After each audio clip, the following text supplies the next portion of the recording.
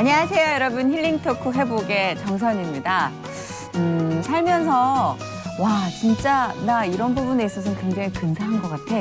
이럴 때는 뭔가 좀 힘도 나고 나가서 사람들도 만나고 싶고 에너지가 생기잖아요. 근데 또 이게 계속 가지 않아요. 어떨 땐 난 너무 못났어.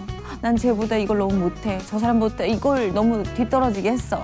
뭐 이런 자괴감에 밖에도 나가기 싫을 때가 생기는 것 같아요. 특히 연예계에 있다 보면 좀 비교 때문에 내 장점과 단점 이것들이 왔다 갔다 교차하면서 저를 힘들게 할 때가 있는데 근데 그런 것 같아요. 진짜 그 경쟁력이라는 건 내가 할 수 있는 것. 내가 할 수 있는 것 그리고 그 할 수 있는 것이 어떤 사람에게 어떤 도움이 되느냐. 이걸 찾아내는 순간 내가 누군가 비교하면서 그 자리에서 주춤하는 것보단 좀 나아가야겠다라는 힘이 생성되는 것 같아요. 하나님께 늘 간구하는 것도 이런 힘인데요. 오늘 그런 의미에서 자신의 멋진 재능을 정말 많은 분들과 함께 나누고 이것이 시너지가 돼서 더 큰 힘으로 주님의 일을 하게 되는 그런 오늘 수업을 받을 수 있지 않을까 싶은데요. 너무나 멋진 분입니다. 성악가 김영미 교수님 모시고 귀한 얘기 나눠보도록 하겠습니다. 어서 오세요. 반갑습니다. 반갑습니다. 너무 영광입니다. 네. 은혜로운 목소리로 전 세계를 놀라게 한 성악가 김영미. 화려한 세계 무대 속에서 광야를 겪으며 힘겹게 생활하던 그녀는 고난의 시간 속에서 주님의 말씀과 찬양으로 회복됐다고 한다. 하나님 나라의 프리마돈나가 되고 싶다고 고백하는 성악가 김영미의 회복 스토리를 들어본다. 이렇게 딱 보더니 너가 이렇게 작았어? 이러는 거야. 뭐니? 왜 그러니? 왜 그러지? 그렇게 외국 애들이 많이 와요. 나랑 딱 만나. 너 또 왔니? 저의 가지고 있는 이 건강과 또 저의 모든 지혜와 또 탤런트와 이런 모든 거를 끝날 때까지 하나님의 영광을 위해서 달려갈 것인가.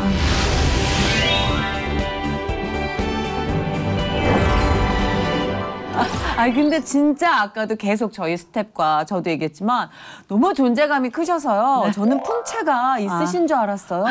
근데 너무 자그마하고 아니 진짜 보호 본능 일으키게끔 이런 작은 체구에서 어떻게 그렇게 장악력 있는 무대가 나오는지. 아니, 근데 모든 사람들이 저를 굉장히 크게 봐주셔서. 네, 맞아요. 네.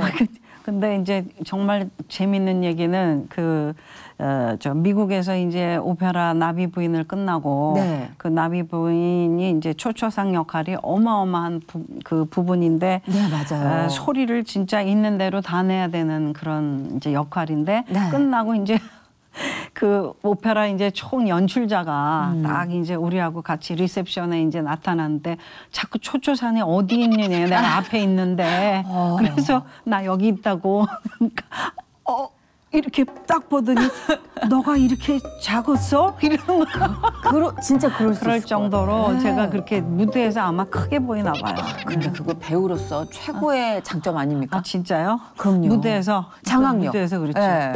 저희 그 무대를 그 소위 씹어 삼킨다 그러잖아요.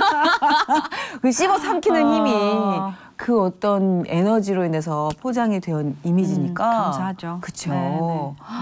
어쨌든 지금 뭐 저희 그 여자 스태프들 중에서도 너무 존경하고 좋아한다면서 막 웬만한 남자 아이돌만큼의 뜨거운 인기를 구가하며 이 자리에 지금 오셨습니다. 저희 스튜디오가 거실 같고 참 얘기하기 너무 좋죠. 좋아요. 네. 네. 좀 넓은 데는 좀 얘기가 퍼지니까. 요즘 어떻게 지내고 계세요? 바쁘시죠? 네, 요즘은 이제 또 신학기가 됐으니까 네.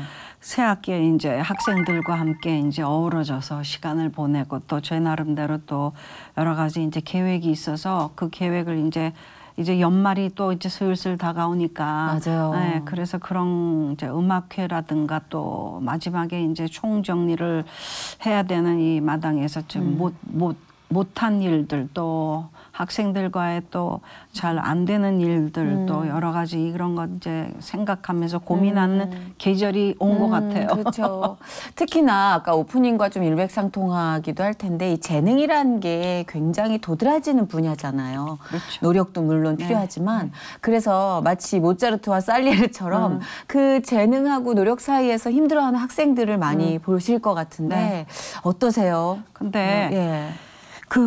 그 자기 재능을 정말 귀하게 여겨서 그 내가 가지고 있는 이 목소리, 우리가 악기가 여기 있잖아요. 그 악기를 정말 귀하게 여기면서 최선을 다하는 학생들을 보면 반드시 좋은 결과가 나와요. 자기가 귀한 걸 알고 자기의 악기가 귀한 걸 알고. 그런데 목소리가 좋은 사람들 중에 내가 이렇게 보면은 학생들 중에 이렇게 좀 덤벙덤벙대고 또 여러 가지 자기의 그 뭐랄까 재주만 믿고 노력하지 않고 그런 애들을 보면 또 끝이 조금 좀 아주 좀 섭섭한 그런 느낌으로 가는 그런 경향을 많이 받고 근데 우리는 하나님 앞에 그 좋은 것을 받았다. 우리 각자 탤런트가 있잖아요. 그럼요. 네. 그런데 이제 우리 경우에는 이 사람들 앞에 나타나야 되잖아요. 무대 앞에 드러나고 사람들 앞에 드러나고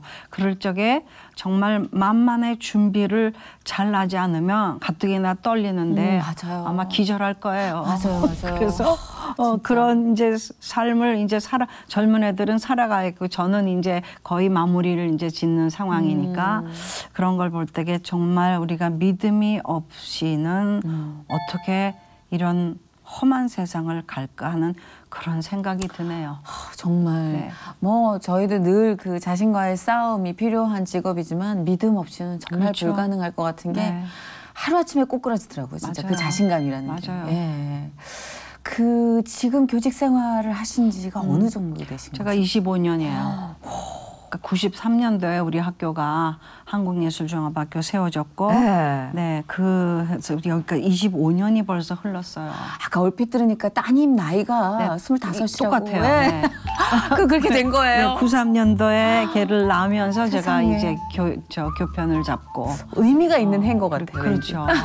93년도가 너무 저에겐 축복의 해예요. 그렇네요, 네, 진짜. 제가 9년 동안 딸아이를 갖질 못해서 너무너무 힘겹게 그냥 동안. 제가 로스앤젤레스에 살고 있을 때인데 네. 남편하고 이제 병원에를 뭐 수시로 드나들면서 무슨 문제가 있는지 그걸 이제 점검하고 뭐 다 테스트하고 그래도 다 정상이고 너무 건강하고 근데 안 생기는 거예요. 그래서 그것도 참. 그 산부인과 주치의가 하시는 말씀이 이제는 기도밖에 없습니다. 그러시더라고요. 주치의가요? 네, 담당 목사님도 아니시고. 네. 아. 크리스찬이 주치의가 얘기하기를 우리는 지금 다 이제 해본 거 아닙니까? 그러면서 기도밖에 없습니다. 그러더라고요. 그래서 그렇죠. 기도는 하고 있죠. 그러면서 이제 기도를 정말 열심히 하기 시작했어요.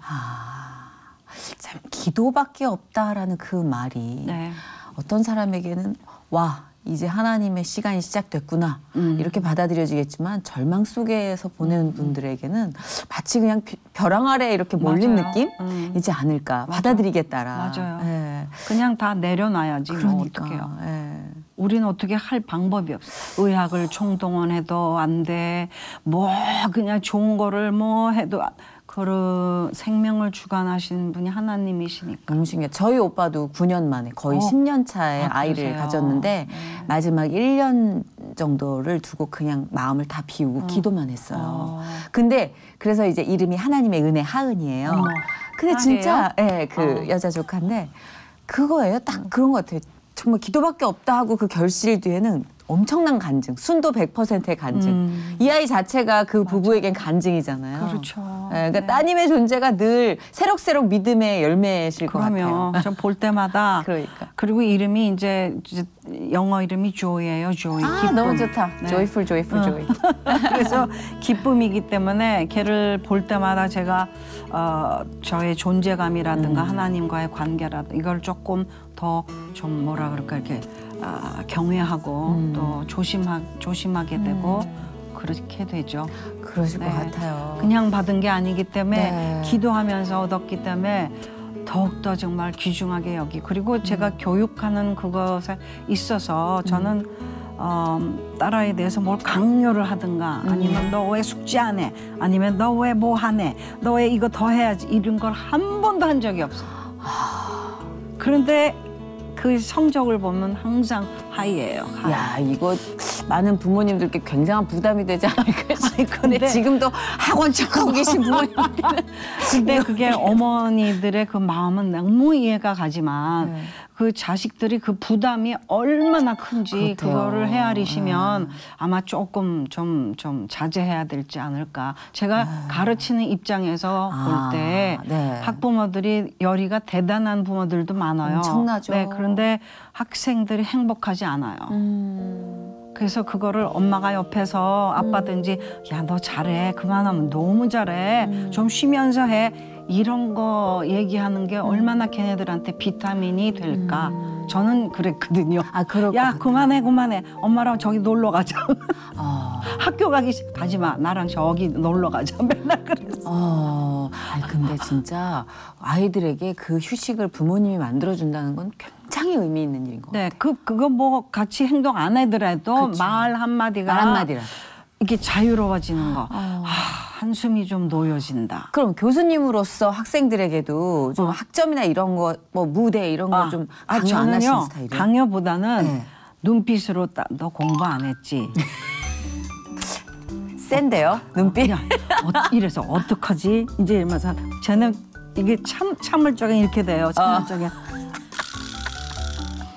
그럼 이제 한마디를 해. 이거 뭐니? 이제 왜 그러니? 왜 그러지? 그렇게 되는 거예요. 야, 이거는 혼나는 것보다 훨씬 더 강한 힘이 있는데요. 왜 그러니?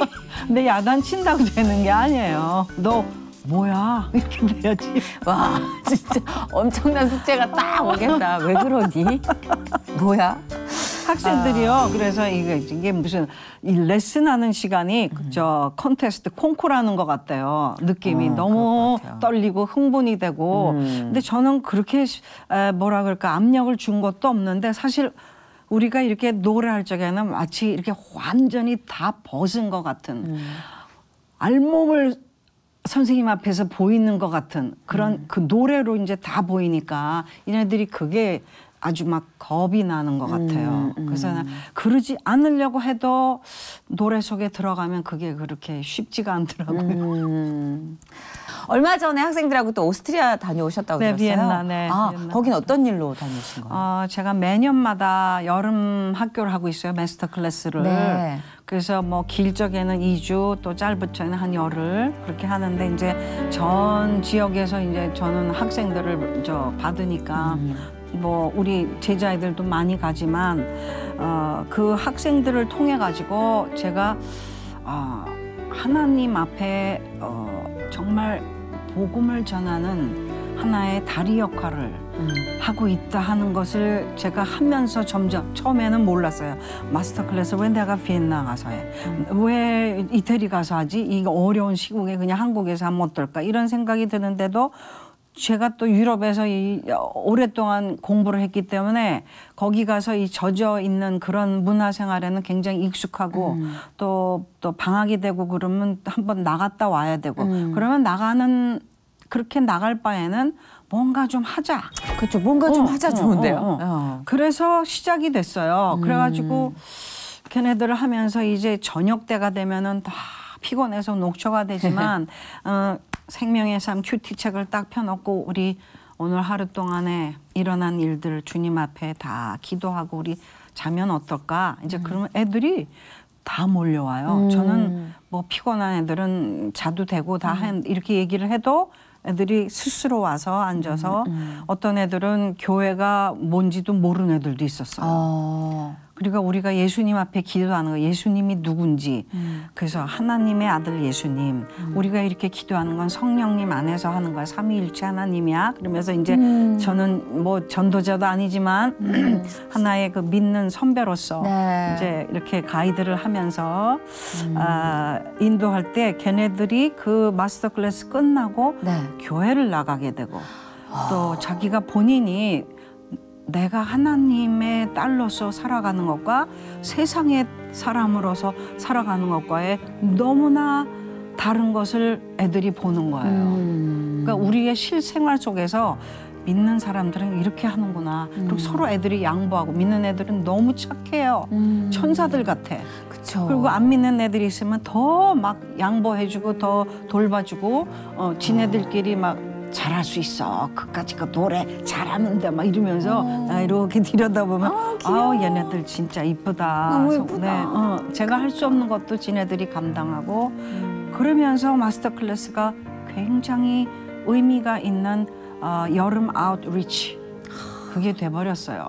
그래서 이게 정말 큰 전환점이 될 수 있는 것이 나중에 또 우리가 삶에 뭐 또 일상의 삶에 들어가서 잠시 잊고 거리를 둔다 해도 반드시 돌아오는 네. 어떤 네. 전환점이 되는 것 그렇죠. 같아요. 그 희한해요. 학생들이 되게 신기해요. 그걸 기억을 하면서 기억해요. 인생에 네. 그래서 이제 자기네들도 주님을 전하고 노래를 가르치고 하겠죠. 진짜 변화들이 이렇게 일어날 때마다 좀 뭉클뭉클하실 것 그렇죠. 같아요. 굉장히 그래서 기뻐서 울고 네. 또 외롭고 고독해서 울고 그 울음이라는 게 여러 가지잖아요. 맞아요. 어떤 때는 정말 감격스러워서 웃는 것도 있고 근데 주님 앞에 우리는 어린아이와 같잖아요. 근데 저는 제가 나이가 이렇게 있는데도 하나님 아버지 앞에서 완전히 애예요. 저는. 깔깔거리고 혼자서 주님 앞에 웃고 어떤 때는 막 너무 슬퍼서 괴로워서 울고 어떤 때 기뻐서 막 하늘을 쳐다보면서 웃고 그런 상황 속에서 저의 믿음을 다시 재점검하면서 학생들과의 관계라든가 이게 조금 삐그덕 거릴 땐 기도가 최고고 네 기도 없이는 뭐 아무것도 할 수가 없는 것 같아요. 기도가 한 2, 3일만 조금 뒤쳐져도 금방 고독함이 스며들고 뭘 지치죠. 해도 힘겨워요. 네, 지쳐요. 정말 물을 잔뜩 먹은 솜처럼 막 무겁고 뭐도 하기 싫고 근데 손바닥 뒤집듯이 기도가 확 들어가는 순간 막 이 소통이 되는 순간 막 맞아요. 아무것도 바뀐 게 없는데 날아오르는 즐거워. 것 같아요. 네, 어떻게 그럴까요? 맞아요. 아, 참. 확실히 또 이 여러분께 얼마나 많은 무대에서 얼마나 화려한 경력을 쌓으셨는지 살짝 짚고 넘어가야 되지 않을까 싶은데요. 우리 김영미 교수님이 서울예고를 졸업하시고 이탈리아로 바로 건너가셔서 산타 체칠리아 음악학교에 입학했고요. 이탈리아 베로나 콩쿠르 1위. 여기서부터 이제 1위의 역사가 시작되는 건가요? 자, 1977년이었습니다. 이탈리아 푸치니 콩쿠르 1위. 이건 79년이었고요. 이탈리아 마리아 칼라스 국제 성악 콩쿠르 6명 최고상. 이게 80년이었습니다. 이렇게 수상하면서 국제에 대해서 상을 정말 휩쓸기 시작을 하시죠. 그리고 루치아노 파바로티 국제 콩쿠르에서 1위. 이쯤 되면 1위가 굉장히 이거 습관이신가요, 1위는?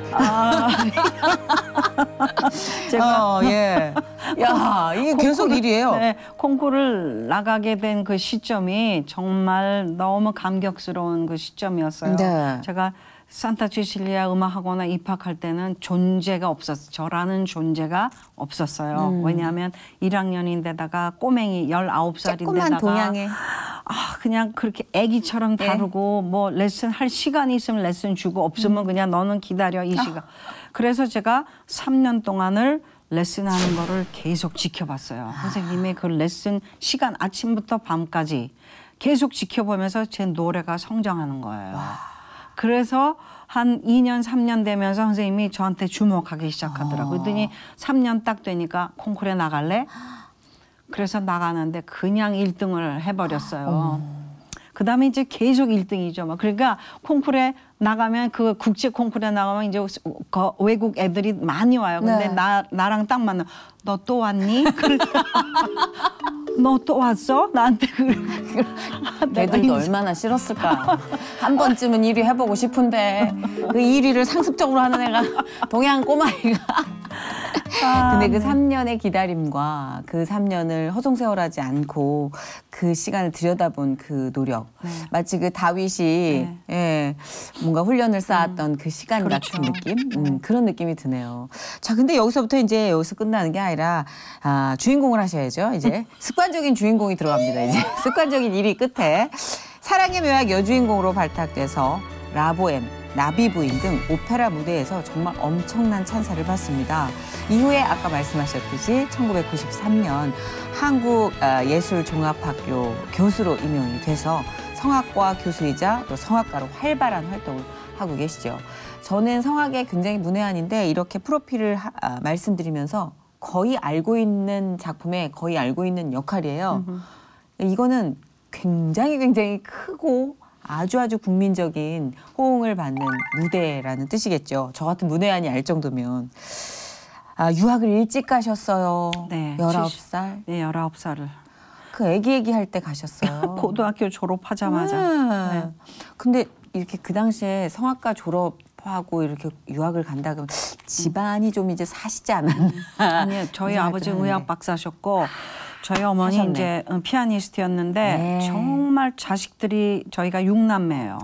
6남매면 아무리 잘 사셔도 유학까지 그렇죠. 순서가 더 힘들죠. 그런데다가 저희 여자 형제들이 다 악기를 해요. 피아노, 바이올린, 첼로.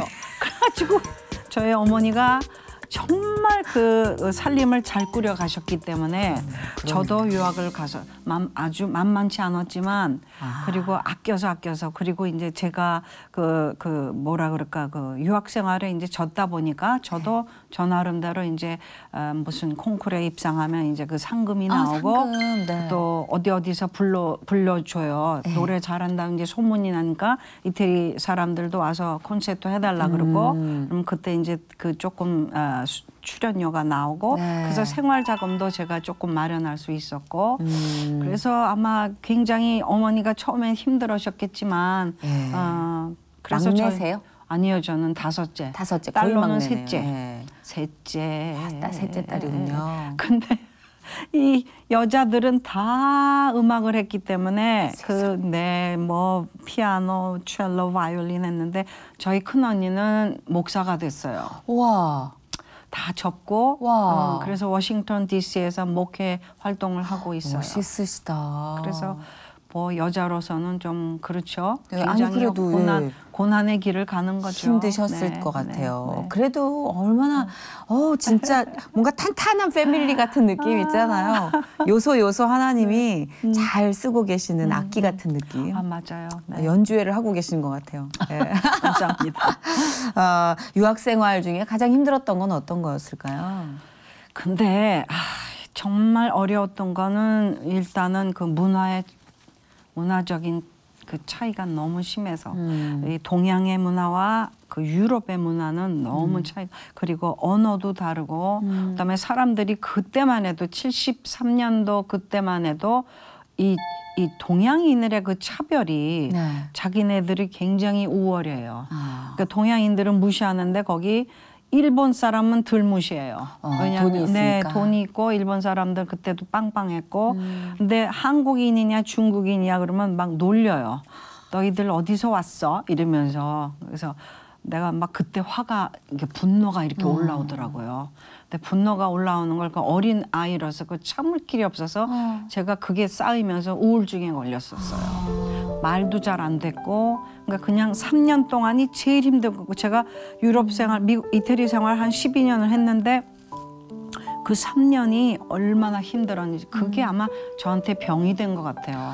그게 말이 3년이지 천일이에요, 천일. 네, 그 맞아요. 어린 학생. 근데 천일 믿음도 동안. 없었어요. 심지어. 물론 4대째 저 내려오는 그 기독교 집안이지만 제가 예수님을 영접한 거는 청년 때 아주 25이 훨씬 넘어서는데 그때만 해도 믿음이 없어서 너무나 이 좌절하고 우울하고 이 좌절감이 계속 시작되니까 거기서 헤어나오질 못하겠더라고요. 유학생활 하신 분들이요 멀쩡하게 잘 하셨다고 생각을 했는데 돌아와서 그때 얘기를 하면은 딱 이런 말씀을 하세요. 네, 그걸 너무너무- 견디는 게 보통 네. 일이 아니에요. 그렇구나. 왜냐하면 우리 한국 사회는 굉장히 정이 통하는 사회예요. 그 정으로 다 이제 엮어지고 그 정으로 모든 게 이어지는데 이 외국의 그 서양 문화는 그게 아니에요. 네 건 네 거, 내 건 내 거.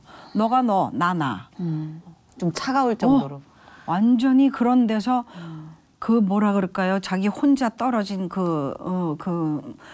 좀 너무 기가 막힌 비참한 지경에 있는 마치 그냥 막 비가 오고 막 그런 데서 새가 다 젖어서 처마 밑에 이렇게 혼자 있는 것 같은 그런 무서움과 그거를 겪으니까 그게 병이 되더라고요. 그러시구나. 네. 그래서 어떻게 하셨어요? 좀 그 우울증을 계속 달고 다니면서 왜냐하면은 저는 하나님을 섬기지만 그게 실질적으로 내 삶에 나의 생명에 그게 주관이 하나님이라는 거를 완전히 까먹고 잊어버리고 하나님이란 존재를 생각 안 하고 혼자서 끙끙 앓고 그러면서 지내는 가운데에 저희 어머니가 이제 기도로서 저희 어머니 기도 역시 여기서 이제 어머니의 기도가 등장하는군요. 저도 어머니 기도의 수혜자인데 그러시구나. 그게 참 엄청난 양식이 되는 것 같아요.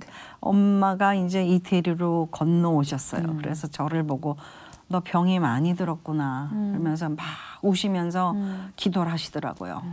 아침 저녁으로 그냥 집이 떠나가라고 기도를 크게 하시는데 그러면서 막 울부짖으시는 이게 저는 아침에 자고 있는데 막 기도 소리 저쪽 방에서 막 들리니까 그래서 딱 들으면서 내가 그동안에 하나님을 잊어버리고 있었구나. 그게 오는 거예요.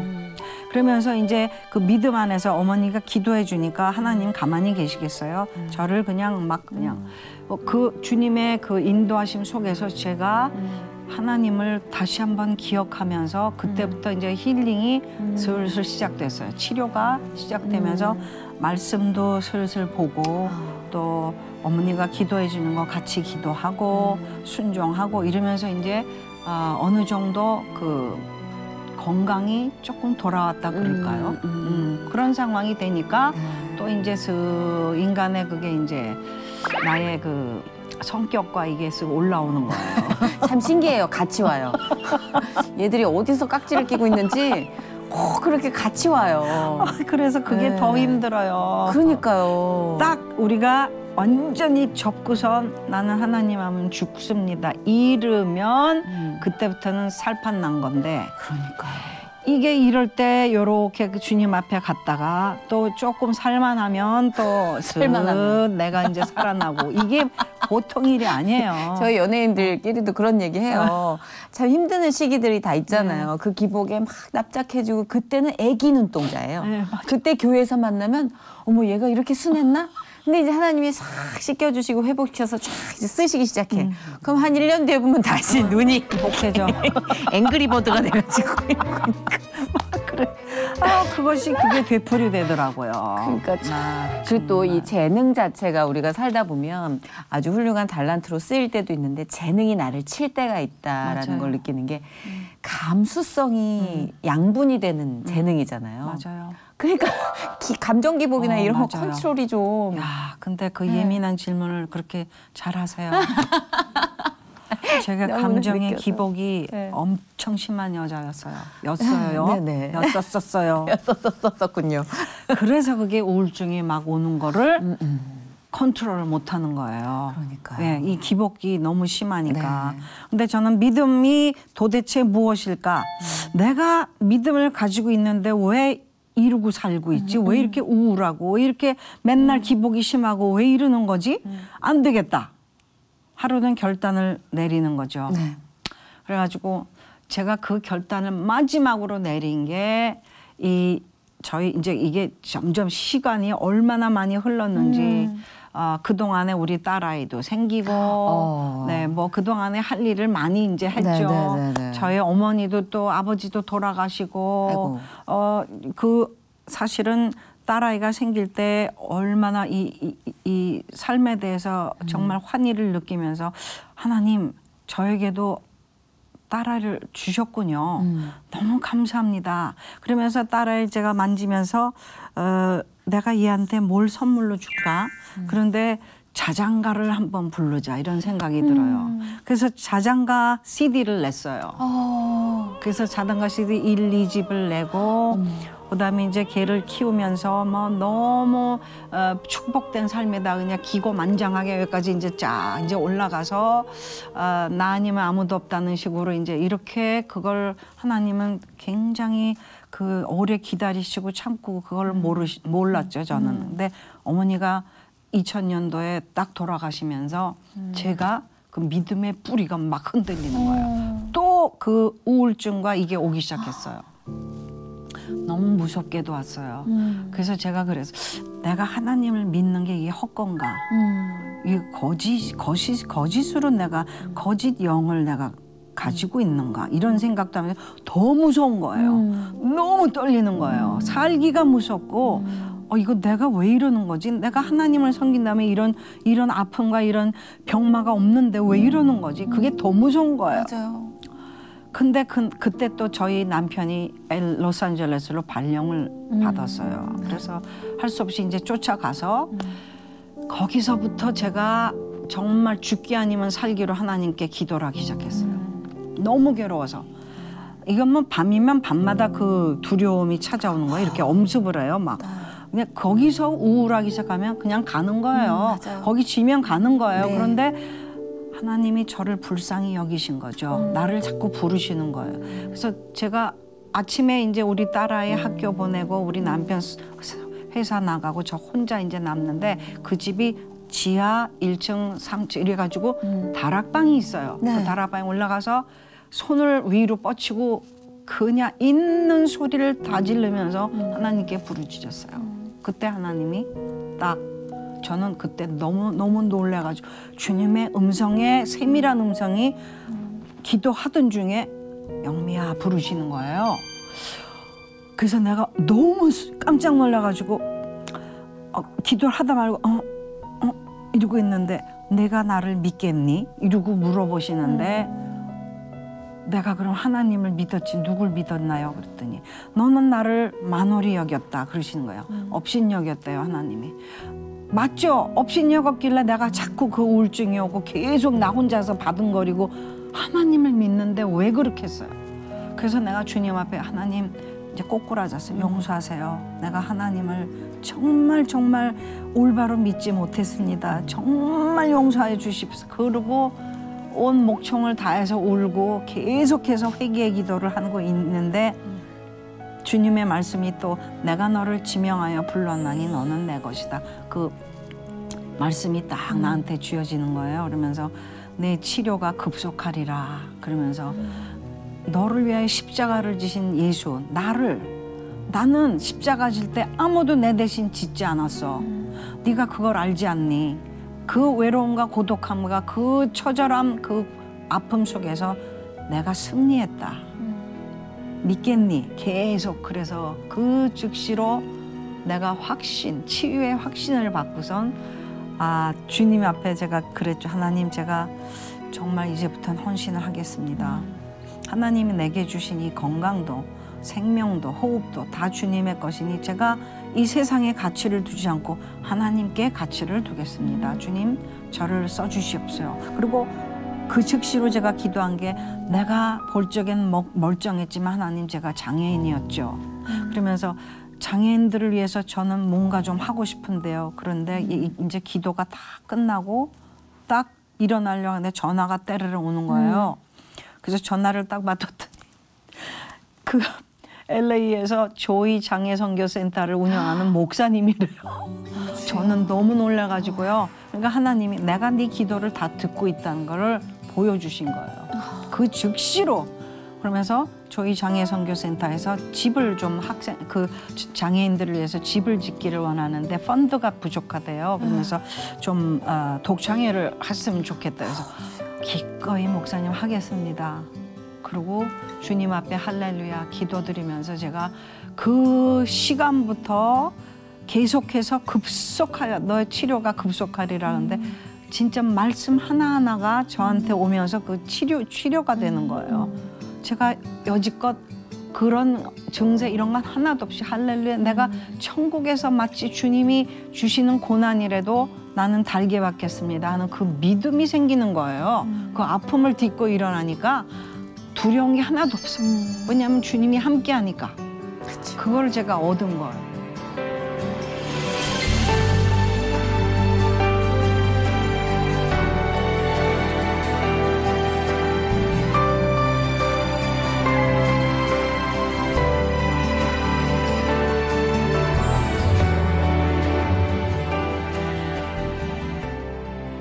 결혼은 언제 하신 거예요, 그러면? 저는 결혼을 84년도에 했어요. 84년도면은 일찍 하신 거죠? 아니요, 30에 했죠. 서른. 네. 서른도 지금은 지금은 일찍이지만 일찍이에요. 그 당시에는 그때는 그래도 아니지요. 맞아.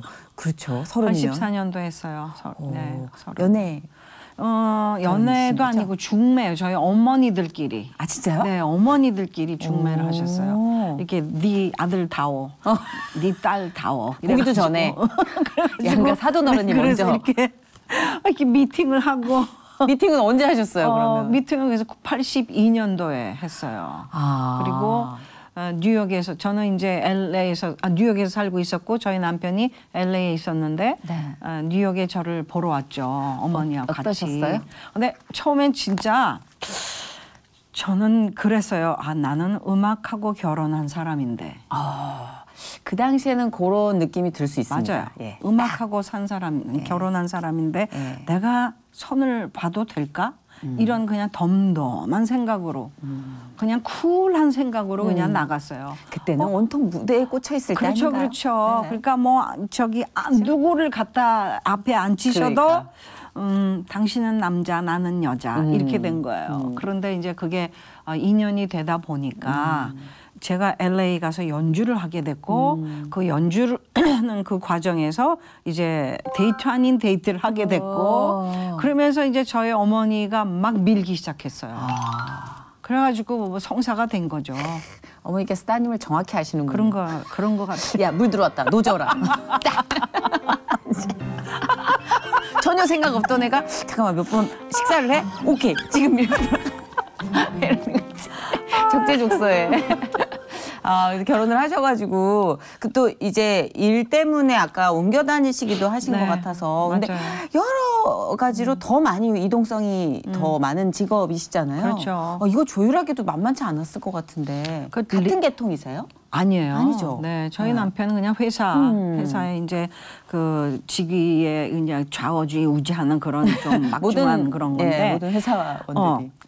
저는 이제 우리 그 영어로 말하는 living in suitcase 가방 속에서 사는 인생. 이거 연주 끝나면 집에 들어와서 하이 그러고 한 며칠 있다가 바이 그러고 또 가고 또 이제 하이 그러고 와서 있다가 조금 있으면 또 바이 그러고 또 하이바이 가고. 인생이군요. 그렇게 살았어요. 그러니까 아기가 안 생긴 것 같아. 내가 보기에. 근데요, 그게 또 장담 못한데요. 예, 하이바이 하는 와중에도 맞아요. 예, 맞아요. 때가 있으니까. 때가 있으니까. 네. 근데 그런 거에 대해서 이렇게 외조를 좀 잘해주시는가 봐요. 그러니까 굉장히 예술에 대해서 굉장히 아주 귀하게 여길 뿐 아니라 와이프가 하는 그거에 대해서 굉장히 아주 뭐라 그럴까요? 철두철미하게. 예를 들면 이제 제가 연기 같은 거 이제 리허설 때 와서 봐요. 그럼 연기가 조금 남편이 보고 있다. 그러니까 이제 조금 얼어가지고 힘이 이제 들어가는. 나중에 이제 야단을 맞아. 뭐 이렇게 연기를 이상하게 해? 이러면서 하려면 좀 뜨겁게 해. 이러면서 직설화법 쓰시네. 진짜? 내가 이제 진짜야?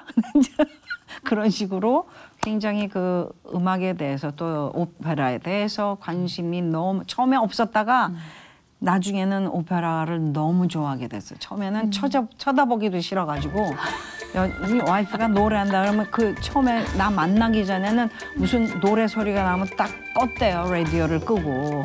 근데 이제 절 만나고 오페라가 뭐라는 걸 알고 예술의 생활이 뭐라는 걸 아니까 그때부터 이제 좀 존중해주는 그런 마음이 생긴 거죠. 근데 오늘 진짜 워낙 세계적인 성악가시라 물어보고 싶은 야망 있는 질문이 많았거든요. 근데 아까 뻥 하고 하나를 세게 뚫어주시니까 그 다음엔 이게 뭐가 그렇게 큰 의미가 있을까? 그래도 뻥 한 다음에 잔잔한 게 또 있잖아요. 많이 있었어요. 예, 진짜. 일하는 청년에게도 그리고 자녀를 양육하는 부모님께도 지금 절망에 빠진 그 누군가에게도 아마 이 시간이 색깔 정말 다르게 입혀지는 귀한 시간으로 쓰일 거라는 확신이 드네요, 오늘. 네, 아멘입니다. 네. 그리고 특별히 이렇게 요즘 이 신세계에 들어와가지고 혼자 고립된 사람들, 뭐 젊은이서부터 노인네까지 다 혼자 있는 분들이 많은 것 같아요. 내가 볼 때. 그런데 정말 예수님이 옆에 계시는 것을 알면 그거는 혼자라도 혼자가 아니잖아요. 어느 많은 친구들하고 있는 것보다도 예수님 한 분과 같이 옆에서 딱 주님이 지켜준다는 그게 이 세상에 어떤 모든 것을 가진 것보다도 더 부자라는 것을 이걸 느끼면 얼마나 행복할까요? 그러니까요. 진짜 화살표 잠깐만 틀어주면 워낙 다른 그림이 보이는데 아마 이것도 하루아침에 그죠 내려질 건 아닌 것 같아요. 네. 정말 아까도 얘기하셨잖아요. 계속 그 산 넘고 물 건너 바다 건너 학생들과의 그 이제 여행 이야기를 해주셨는데 그런 비전을 또 다른 색깔로 갖고 계시는지 아니면 조금 더 구체화된 중보기도를 요하는 비전이 있으신지 말씀해 주시겠어요? 아, 근데 그건 비밀인데. 비밀이세요? 힘을 실어야 드려야 되는데 살짝만 주시면 아니, 제가 이렇게 힘을 좀 이제 제가 이제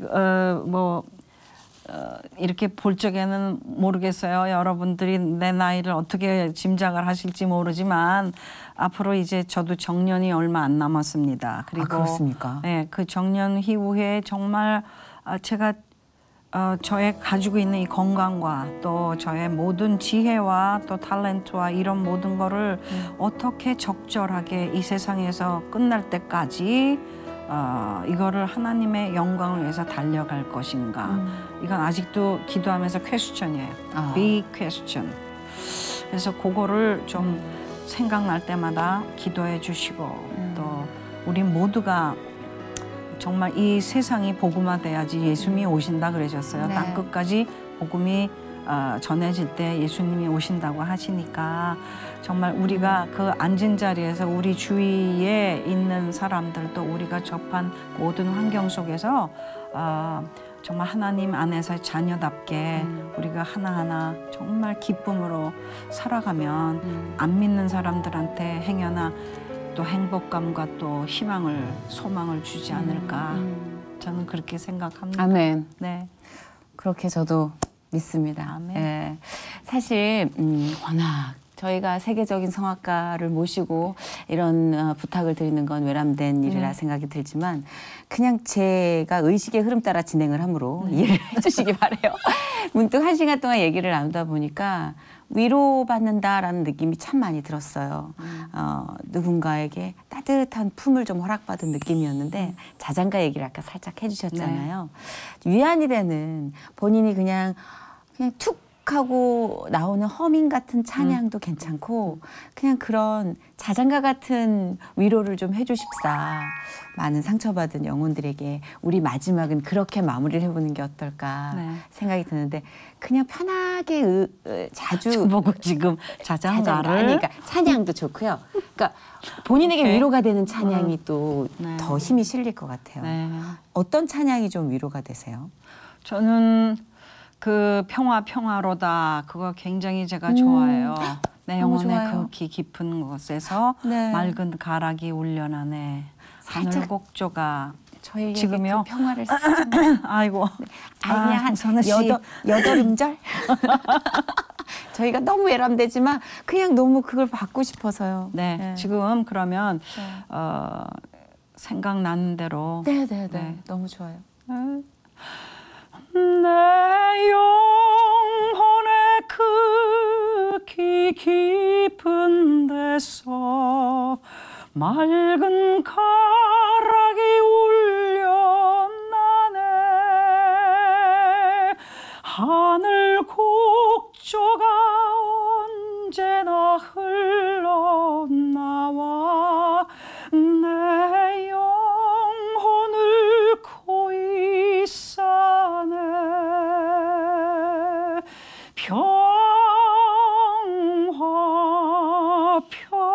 평화로다 하늘 위에서 내려오네. 그 사랑의 물결이 영원토록 내 영혼을 덮으소서. 아멘. 아멘. 너무 감사해요. 아이, 감사합니다. 위로받고 싶었습니다. 네, 고맙습니다. 정말 이 시간을 통해서 너무나 확실한 그분의 손길을 다 느끼셨으면 좋겠어요. 그리고 마지막 엔딩에 들려주신 노래처럼 평화가 여러분을 완전하게 감싸는 삶이 되시길 축복합니다. 오늘 너무나 귀한 발걸음 해주셔서 감사드려요. 맞습니다. 네, 정말 진짜 감사합니다. 보내주신 하나님께 오늘이 크리스마스인 것 같아요. 아유, 은혜를 같이 나눠서 전 너무 즐거워요. 너무 감사합니다. 진짜 앞으로도 네. 이 멋진 삶을 위해서 저희가 중보하겠습니다. 감사합니다. 네, 고맙습니다. 감사합니다. 아, 너무 감사해요.